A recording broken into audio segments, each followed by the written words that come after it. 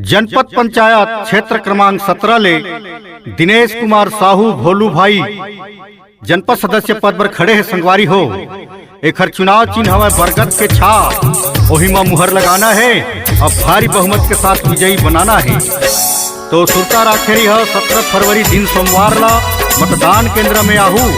2 number में चिन्ह है बरगद के छा, वही में मुहर लगाहू और भारी बहुमत के साथ विजयी बनाहू संगवारी हो।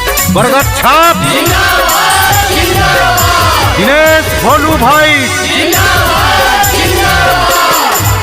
बरगद छापे मवो दीदी मोहर लगाना है, दिन साहू लगा भैया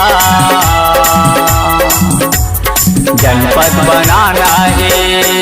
कतो भगाही गाँव गली घर माँ, कतो रिझाही रेंगत डहर माँ, ककरो बाते माँ बिल्कुल नहीं आना है, नहीं आना है। विकास करे बरगा भैया, मेला मुखिया बनाना है,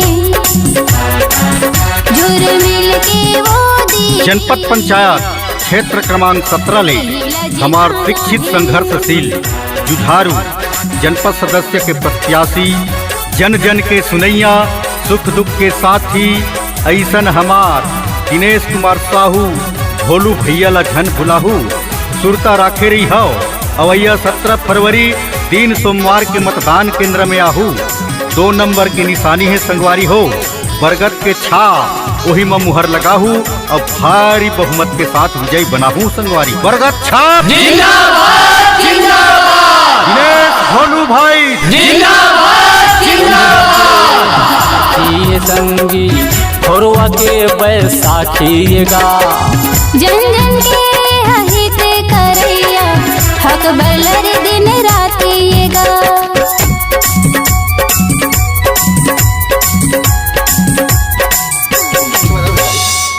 अंधरा के ये आँखी ये संगी थोरवा के बैसाखी गा, जन जन के हित करैया, हक बलर दिन रात ये गा।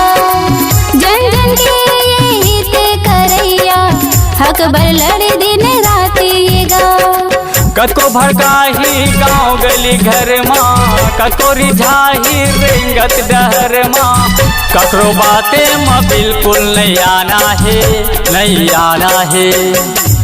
विकास करे बरगा भैया, मेला मुखिया बनाना है, जनपद पंचायत क्षेत्र क्रमांक 17 ले हमार दीक्षित संघर्षशील जुझारू जनपद सदस्य के प्रत्याशी, जन जन के सुनैया, सुख दुख के साथी ऐसन हमार दिनेश कुमार साहू भोलू भैया ला झन भुलाहू।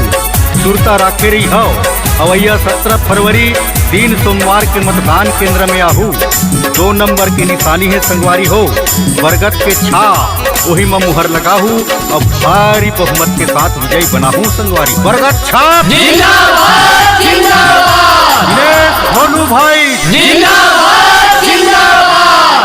पहिला जुर्मिल जिताना है संगी, यही कराही विकास लगा। गरीब मन के यही सुनैया, जनपद बनाबो भोलू भैया लना।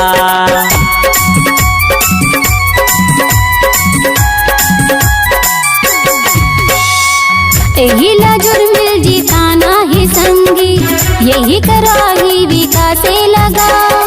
गरीब मन के यही सुनैया, जनपद बनाबो दिन साहू लना।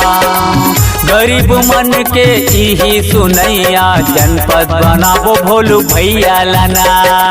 कतो भड़काही गाँव गली घर माँ, कतो रिझाही रेंगत डहर माँ, ककरो बाते माँ बिल्कुल नहीं आना है, नहीं आना है।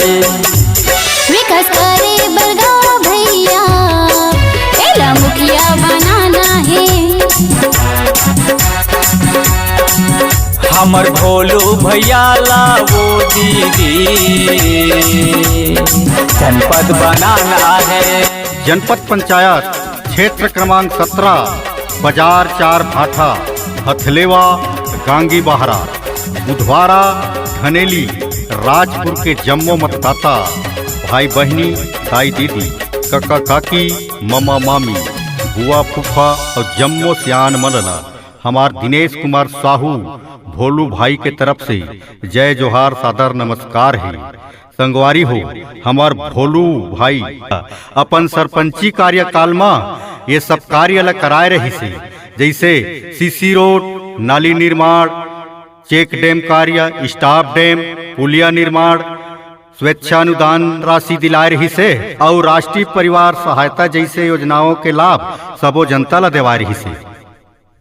तो ऐसन हमार भैया ला झन भुलाहू अवैया 17 फरवरी दिन सोमवार के मतदान केंद्र में आहू और बरगद के छाप में मुहर लगा के भारी मतों से विजयी बनाहू। बरगद छाप जिंदाबाद, जिंदाबाद। दिनेश भोलू भाई जिंदाबाद।